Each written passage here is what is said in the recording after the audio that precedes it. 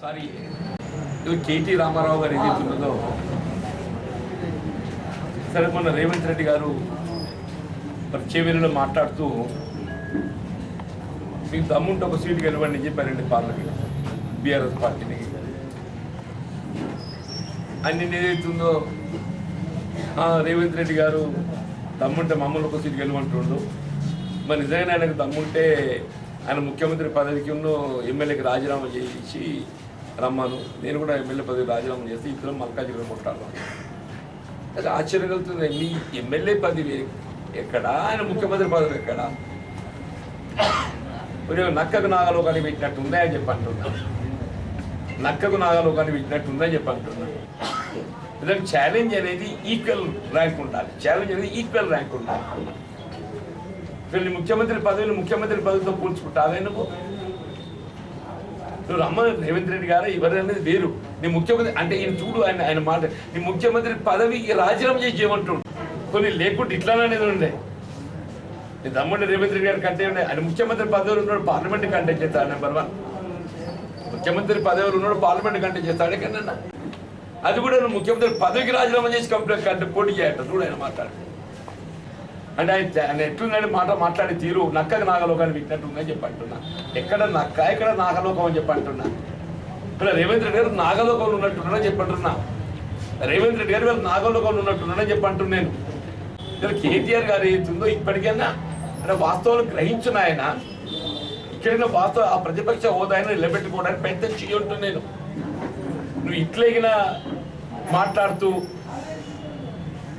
ఈ విధమైన నిర్మాణాత్మకంగా వ్యవహరించకున్నట్టయితే ఈ ఒక్క స్థానం మీద ఎట్లా నువ్వు గెలిచే అవకాశం కనబడటం లేదు ఇంతకాలం ఏదో మెదక్ గెలిచాడు కావచ్చు చెప్పి అనుకున్నాం కానీ ఇప్పుడు ఆ మెదక్ కూడా గెలిచే పరిస్థితి కనబడతలేదా out of all the 17 seats TRS పోటీ ఇస్తే ఒక మెదక్ ఇస్తుందని చెప్పని భావిస్తున్నాను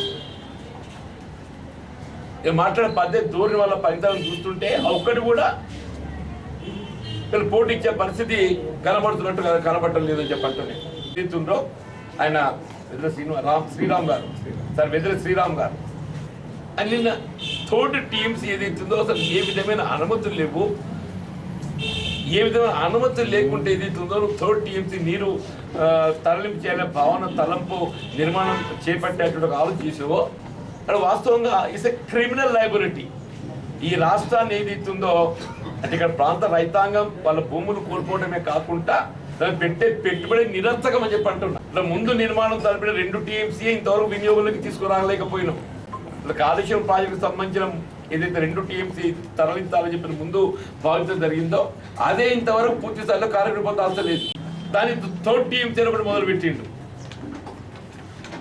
క్రిమినల్ లయబిలిటీ అని చెప్పి అంటున్నా సివిల్ లయబిలిటీ కాదు క్రిమినల్ లయబిలిటీ అని చెప్పి అంటున్నా అని ఇంకోటి కూడా చెప్పాడు వెదర్ శ్రీరామ్ గారు ఆయన ఈ జలవనరుల పట్ల ఏదైతుందో అండ్ ఈ సెంట్రల్ వాటర్ దాని మీద ఈజ్ హోల్డింగ్ సమ్ పొజిషన్ అనే కేంద్ర జలవనరుల సంఘంలో ఆయన పొజిషన్ హోల్డ్ చేస్తుంటాడు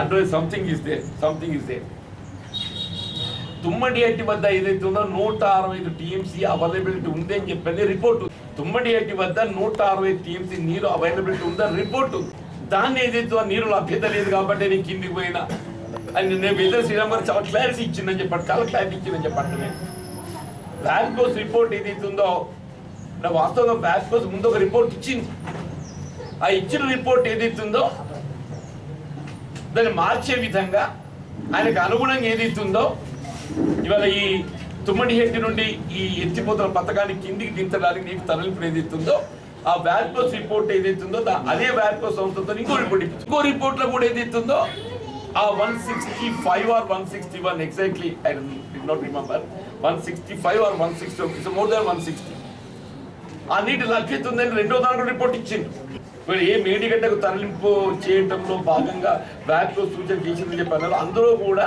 తుమ్మడిహట్టి వద్ద ఏదైతే 160 టీఎంసీ పైన 161 or 165 టీఎంసీ నీకు లభ్యత ఉందని చెప్పాను కుదుర్చుకున్నామని చెప్పని పేర్కొన్నావో తుమ్మడిహట్టి వద్ద కూడా బ్యారేజీ నిర్మాణం చేయబడటానికి మహారాష్ట్ర ప్రభుత్వం ఒప్పుకున్నది బట్ 152 మీటర్ల ఎత్తున నిర్మాణం తలపెట్టాలని భావించిన బ్యారేజీ 148 మీటర్లు కుదించింది ఆ 140 మీటర్ల ఎత్తుతో నిర్మాణం చేసినా కానీ మనం ఒక్క లిఫ్ట్తో ఏదైతే ఇళ్ళపల్లికి వస్తుండే. ఎప్పుడు చెప్తుండే నేను, ఒకటే లిఫ్ట్తో ఏదైతుందో ఇళ్ళపల్లికి వస్తుండే. చక్కగా నేనేదితో జైపూర్ వాగులో పడి జైపూర్ వాక్కి వెళ్ళి సుందీల పైన పడితే సుందీలకి వెళ్ళి ఇళ్ళపల్లి ఒకటే లిఫ్ట్ అని చెప్పి నేను ఎందుకు రిపీట్ చేయాల్సి వస్తుందని చెప్పంటే, this contention is supported by Vedire Sriram. This contention is supported by Vedire Sriram garu, జలవనరుల నిపుణుడు, కేంద్ర జలవనరుల సంఘం లోపల ఏదైతుందో is holding some important position. And నిన్న క్లారిటీ ఇచ్చిందని చెప్పి అంటున్నా. నిన్న క్లారిటీ ఇచ్చిన ఇప్పుడు 7-8 మధ్య ఏదైతుందో ఈ కుంగిపోయింది పియర్స్. అదొక 3 మీటర్లకి వెళ్ళి 5 మీటర్లకు కుంగిపోయింది. అది టెక్నికల్ డిఫెక్ట్ అని చెప్పి కూడా పేర్కొంటున్నారు. టెక్నికల్ డిఫెక్ట్ అని చెప్పని కూడా పేర్కొంటున్నారు. ఇవాళ ఏదైతుందో నేను మళ్ళీ ఏదో పోయేమో చెప్తా అని చెప్పని పోడు చూస్తుంటే ఆశ్చర్యం. ఇకనే నీకు జ్ఞానోదయం అవుతుంది అని చెప్పంటే ఎట్లా నాయన అంటారు. ఇకనైనా జ్ఞానోదయం కావాలని చెప్పి అంటూ నేను తప్పులు సరి చేసుకోవాలి, తప్పులేదు దాంట్లో. తప్పులు సరి చేసుకోవాలి, తప్పులేదు. పొంతులు లేకుండా మాట్లాడడం. రేవంత్ రెడ్డి గారు ముఖ్యమంత్రి రాజీనామా చేసినట్ట ఈయన కోసం మల్కాజిగిరిలో పోటీ చేశాడు. చూడవేరు కథ. నువ్వు చేయవే, నీకు దమ్ముంటే ఆ మెదక్కెళ్ళి చేస్తావా, కర్మకెళ్ళి గిరికి చేస్తావు, వచ్చేయి. నీకు అంత దమ్ము ధైర్యం ఉంటే చేయి, నిజామాబాద్కి వెళ్ళి చేయి. నీకు అంత దమ్ము ధైర్యం ఉంటే చేయవే, నిజామాబాద్కి వెళ్ళి.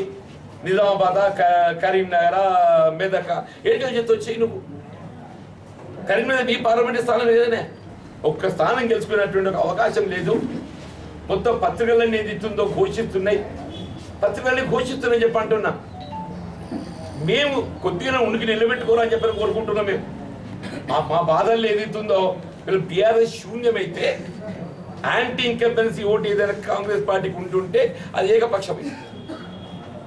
మాకు కూడా ఏదైతే బీఆర్ఎస్ కొద్దిగా నిలబడాలని ఉన్నది. చెప్పాలంటే నిజం చెప్పాలి, మాకు కూడా కొద్దిగా నిలబడాలని ఉంది. కానీ వాళ్ళు నిలబడతట్లేదు. ఏం చేయమంటావా? వాళ్ళు పోయి బీజేపీ సంఘాలు చూద్దామని చూస్తున్నారు. ఇట్లా బతుకుతామని చెప్పాలి. మొన్న దాకా ఎన్నికలు ఏం మాట్లాడిండ్రో, కాంగ్రెస్ ఓటు ఏదైతుందో నీ పెన్షన్ రాదు, నీ ఇల్లు రాదు, కాంగ్రెస్ అనేది ఏదైతుందో అమలు సాధ్యం కానీ వాగ్దానాలు చేస్తున్నది. మరి లేదా కాంగ్రెస్ పార్టీ అమలుకు సాధ్యం కానీ వాగ్దానం చేసి ఉంటే ఇప్పుడు మేము 7th డిసెంబర్ ప్రమాణ స్వీకారం చేస్తే 9th వెళ్ళి ఏదైతుందో ఉచిత ఆర్టీసీలో రవాణా సౌకర్యం మహిళలకు కల్పిస్తుంది. మోస్ట్ సక్సెస్ఫుల్ అని చెప్పంటున్నా. మేము ఆర్టీసీని వైబిలిటీగా తీర్చిదిద్దుతున్నాం. దాని లాభాల పడవలు పైన చేసే విధంగా ఆర్టీసీని ఇవాళకి వెళ్ళి వాళ్ళ 1st మార్చ్ ఇవాళ నుండి ఏదైతుందో డొమెస్టిక్ ఎలక్ట్రికల్ బిల్లు కూడా ఏదైతే కరెంటు ఛార్జీలు కూడా 0 బిల్ స్టార్ట్ ఇవాళకి 200 యూనిట్స్ వరకు ఇవాళకి స్టార్ట్ అవుతుంది. 200 యూనిట్ల లోపు ఎవరు వచ్చినా ఎంతమంది వచ్చినా they need not pay with single rupee.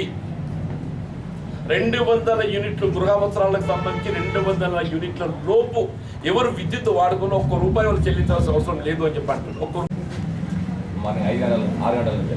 Zero bill ఇవాళ స్టార్ట్ అవుతుందని చెప్పండి. 0 బిల్. నిన్న డి గారితో మాట్లాడితే నాకు ఆయన ఈవెనింగ్ క్లారిటీ ఇచ్చిండు. ఆయన చెప్తున్నకు ఆశ్చర్యం అవుతుంది.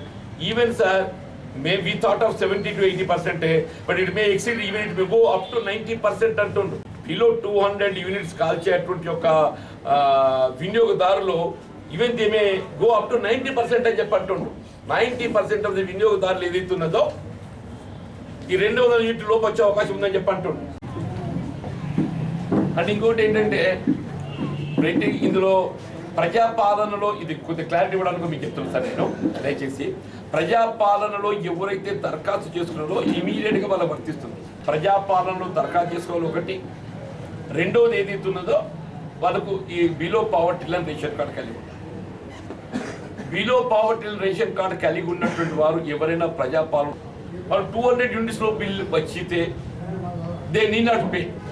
వాళ్ళు ఇమీడియట్గా ఏదైతుందో ఐదైనా municipal corporation office or in Mandal Praja పరిషత్ వాళ్ళు ఏదైతుందో ఆన్లైన్లో నమోదు చేసుకుంటే వితిన్ ఏ వీక్ ఏదైతుందో మీకు క్లారిటీ ఇచ్చి అది మీ చెల్లింపు చేయవలసిన అవసరం లేకుండా మీ బిల్లు మాఫీ దరఖాస్తు చేసుకొని ఉండి ఉన్నట్టయితే ఎవరైనా అప్లై చేసుకోకున్నట్టయితే వైట్ రేషన్ కార్డు కలిగి ఉన్నట్టయితే వాళ్ళు బిలో 200 యూనిట్స్ బిల్లు వచ్చినట్టయితే వాళ్ళు కూడా బిల్లు చెల్లించవలసిన అవసరం లేదు.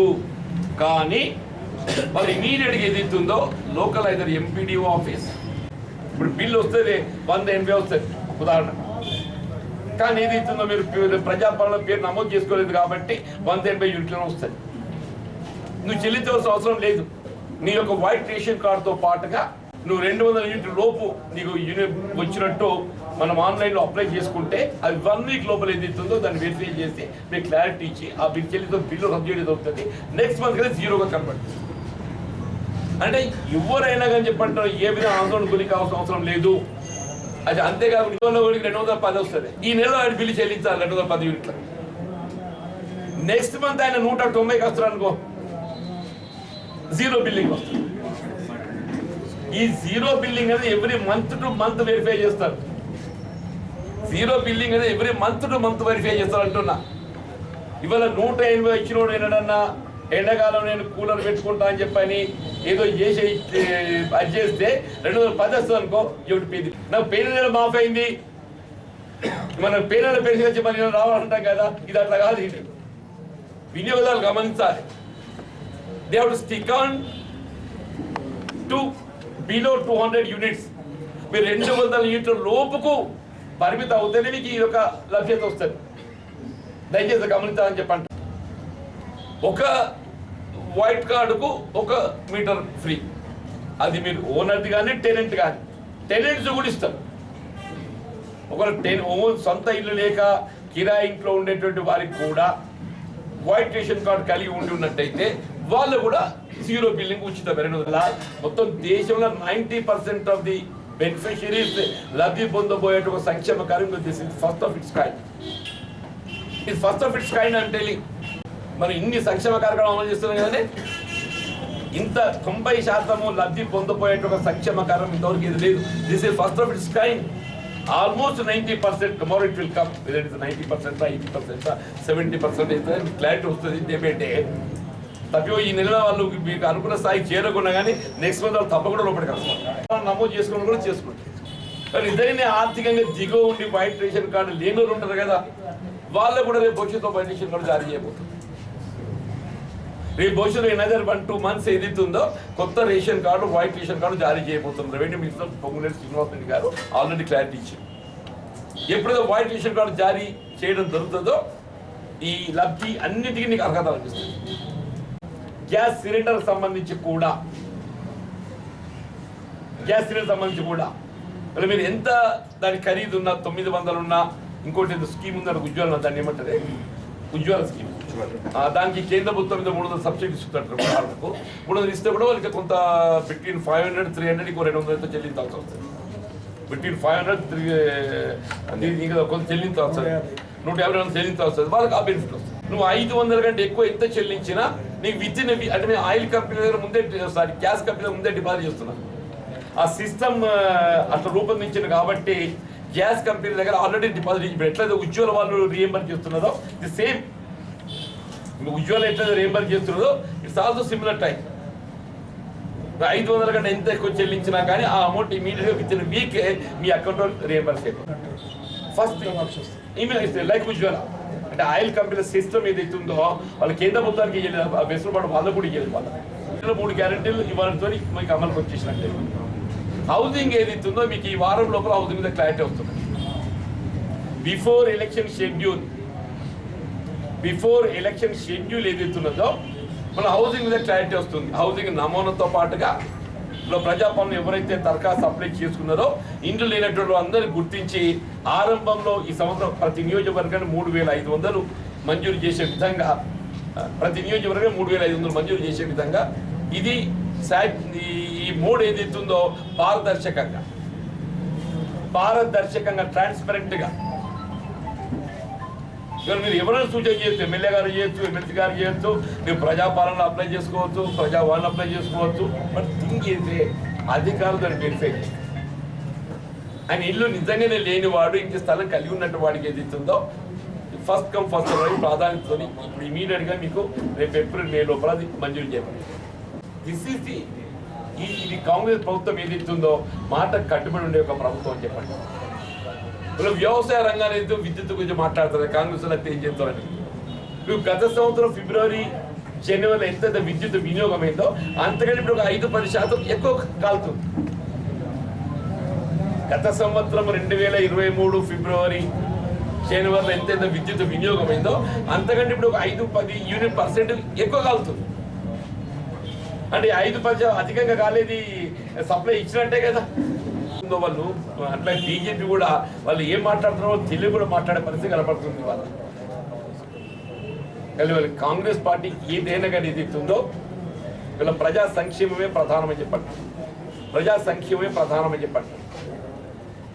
ముఖ్యంగా దళితులు, బలహీన వర్గాలు, అల్పసంఖ్యాక వర్గాలు, ముస్లిం, క్రిస్టియన్స్, మహిళలు, ఆడబిడ్డలు అని చెప్పండి.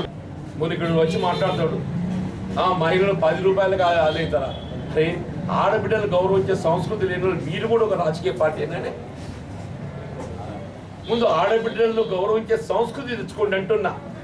హిందూ సాంప్రదాయం అనేది ఏదైతుందో హిందూ సాంప్రదాయం ప్రధానంగా ఆడబిడ్డలు గౌరవించడం హిందూ సాంప్రదాయం గురించి మాట్లాడే వాళ్ళు ఏదైతుందో ముందు ఆడబిడ్డ